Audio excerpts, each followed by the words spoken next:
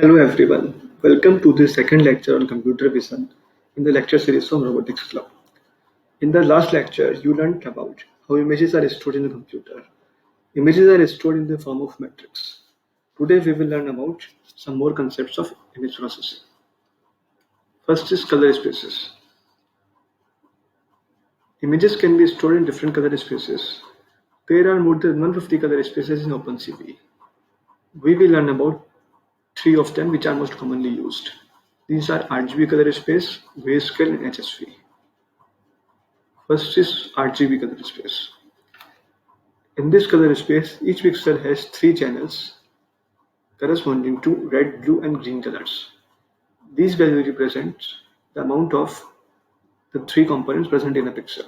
Each of these pixels can range between 0 to 255. For example, when all the three components of a pixel are 255, then this color is white because white color contains all lanes. And similarly, when all the components have zero value, then this color is black. The next is grayscale image. A grayscale image is one in which the value of each pixel is a single sample representing only an amount of light. That is, it carries intensity information. Here also pixel value can range from 0 to 255. Conversion from RGB to grayscale is done on the basis of RGB values of a pixel.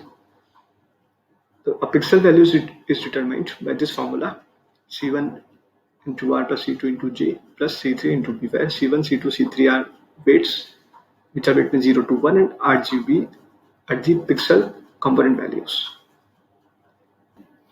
The next is HSV color space. This is similar to RGB color space. It stores color information in a symmetrical representation of RGB color points. It attempts to depict the colors as specified by the human eye. Here U value varies between 0 to 179. Saturation value varies from 0 to 255 and value varies from 0 to 255. It is mostly used for color segmentation purpose. Now we will see how can we implement the interconversion of color space in OpenCV. So let's first load the image. And so this is the original image. So I'm loading the image using this function input.array. The default color space is RGB. Now here I am printing the size of the image matrix, which comes out to be this 600 cross 599 cross 3. The 3 represents that this is RGB color space. Now how do we convert from RGB to gray color space?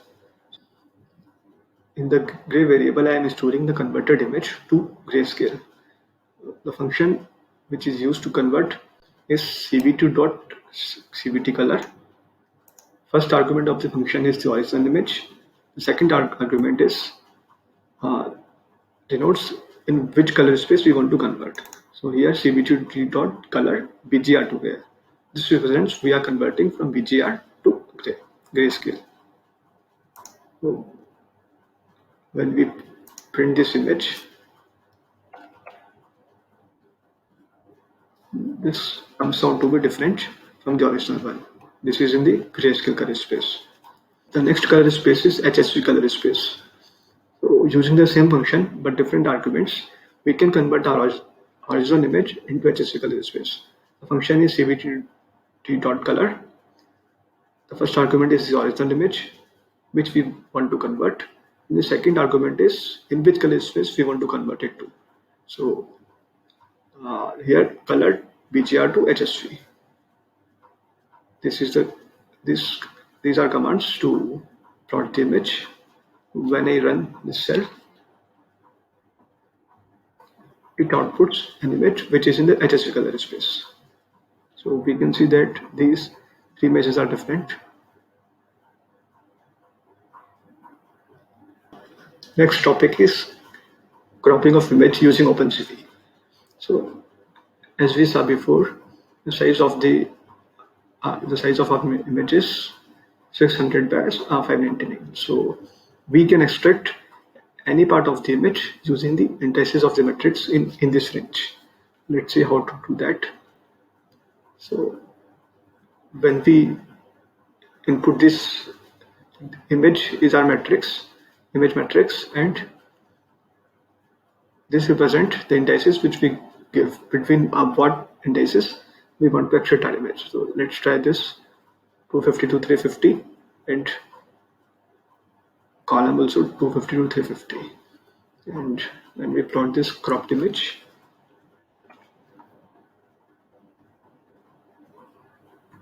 we get its left eye. So when we change these values, say 100 to 200,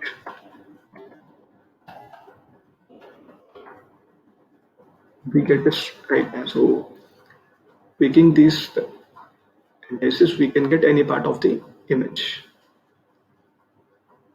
Okay, so the next concept is smoothing of images. In the last lecture, you learned about the convolution.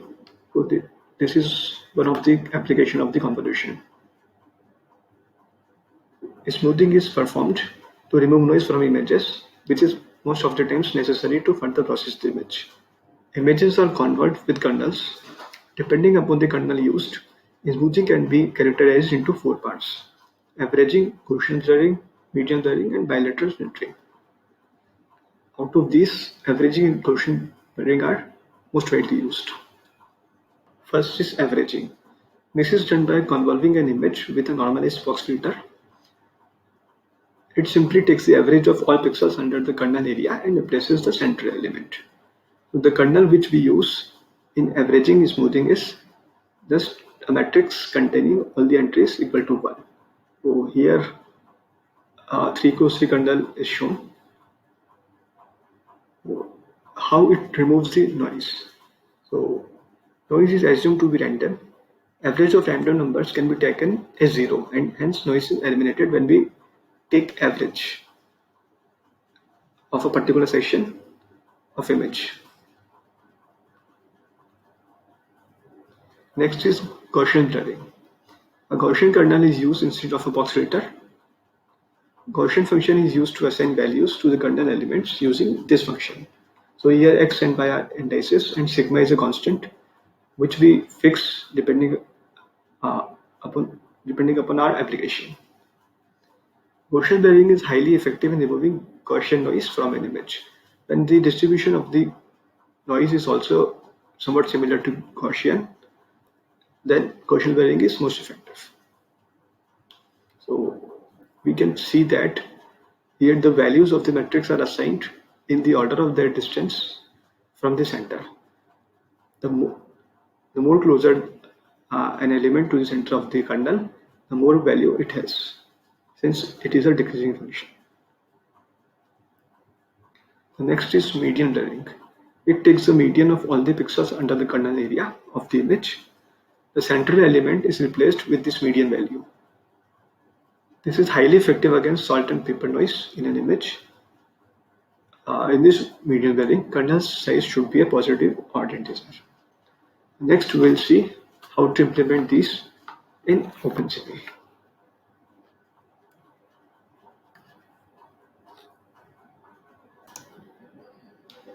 Now we'll see the smoothing using OpenCV. So first is average smoothing. The function used for averaging is cv2.blur. The first argument is the image we want to remove noise from, and second argument is the kernel size. Here I am using 5x5. These are the commands to plot the image. When we run this cell, we get an image. This image doesn't seem to be very different from the original one, because here we are only removing the noise, but in the matrix form the noise is actually removed. We can't see a significant difference in the visual form. Next is Gaussian blur. So the function to Gaussian noise removal is CBT2 dot Gaussian blur.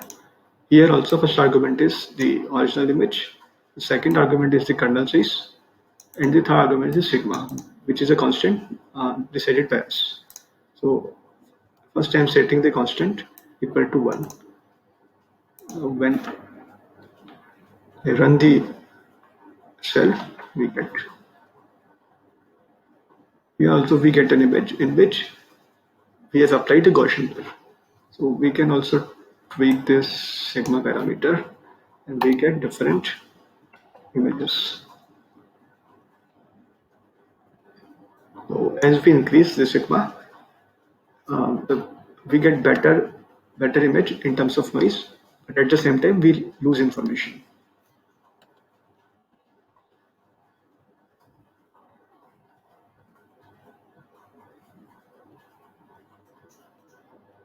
Next topic is Canny edge rejection. It is one of the edge rejection method. As its name suggests, Canny edge rejection is used to reject the edges in an image. It accepts an image as input and it uses a multi-stage algorithm. The algorithm comprises of these 4 steps: noise reduction, finding intensity gradient of the image, non-maximum suppression, and hysteresis thresholding. The first is noise reduction. So, since edge rejection is susceptible to noise in the image, first step is to remove the noise within image with a 5x5 Gaussian filter, as we have seen just before it. The second step is finding intensity gradient of the image. So intensity gradients are calculated by this formula. S gradient is under root of gx square plus gy square. The angle gradient is tan theta equals to gy by gx. Here the gy and gx are the values of the matrix entries. The third step is non-maximum suppression. After getting gradient, magnitude and direction, a full scan of image is done to remove any unwanted pixel which may not constitute the edge. For this, at every pixel is checked if it is a local maxima in its neighborhood in the direction of gradient. See, we have a angle which is direction of gradient and we have values of these gradients. So if it forms a maxima in the direction of gradient, then it is considered for the next stage that it may be an edge, and if it is not, then it is suppressed at this stage only. The next is hysteresis thresholding. This stage decides which are all edges are really edges and which are not. This is final stage. We get a final idea of the true edges.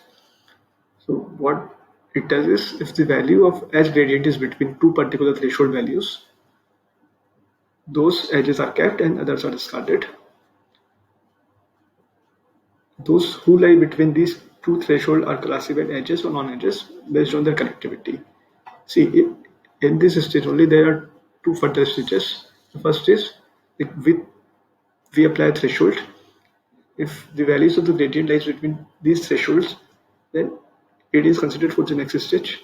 In the final stage, if these edges are connected, only then we classify them as proper edges.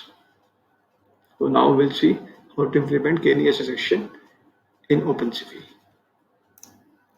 Okay, so this is the code which is used to detect edges using Canny edge rejection. So in the edges variable, I am storing the new image comprises of only edges. The function which is used is cb2.canny. The first argument is image, which is the image which we want to find at edges. The second is second arguments are the parameters which we can change. These are thresholds. These commands are used to plot images.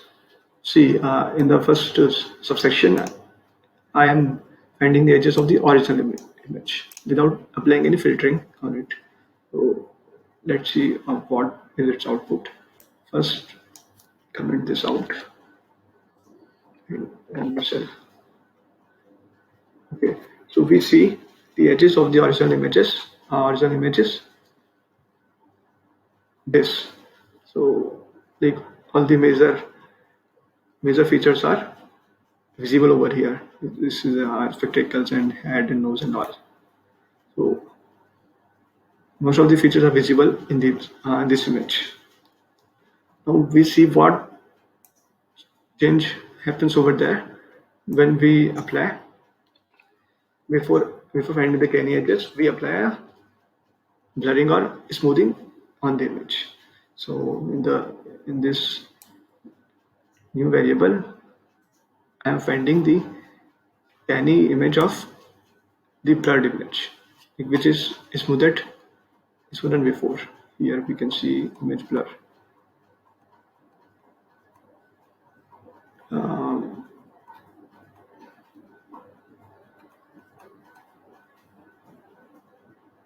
I think the variable name is different. Let me change.